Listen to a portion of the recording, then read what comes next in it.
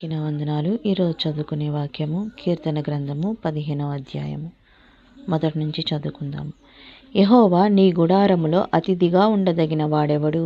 నీ పరిశుద్ధ పర్వతం మీద నివసింపదగిన వాడెవడు? యథార్థమైన ప్రవర్తన కలిగి నీతిని అనుసరించుచు హృదయపూర్వకంగా నిజము పలుకువాడే. అట్టివాడు నాలుకతో కొండెములాడడు, తన చెలికానికి కీడు చేయడు, తన పొరుగువాని మీద నింద మోపడు. అతని దృష్టికి నీచుడు అసహ్యుడు. అతడు యెహోవాయందు భయభక్తులు గల వారిని సన్మానించును. అతడు ప్రమాణము చేయగా నష్టము కలిగినను మాట తప్పడు. తన ద్రవ్యము వడ్డీకియ్యడు. నిరపరాధిని చెరుపుటకై లంచం పుచ్చుకొనడు.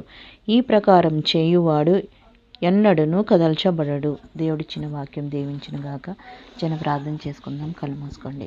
మహాపరిశుద్ధుడ, కృపగల తండ్రి, మీ మహాఘనమైన నామానికి వేలాది వందనాలు తండ్రి. నాయన, రాత్రంతా సుఖమైన నిద్రనిచ్చి ఉదయాన్ని లేచి మేము స్తుతించుకునే కృపనిచ్చినందుకు వందనాలు నాయన.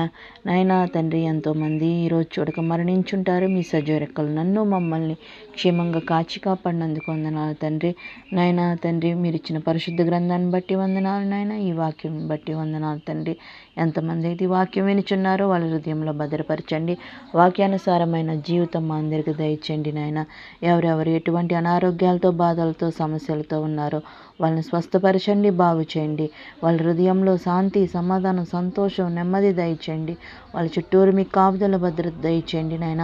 వాళ్ళు చేయుచున్న పనిపాట్లో మీరు తోడై ఉండండి తండ్రి. వాళ్ళ యావత్ ప్రవర్తన మీ స్వాధీనంలో ఉంచండి.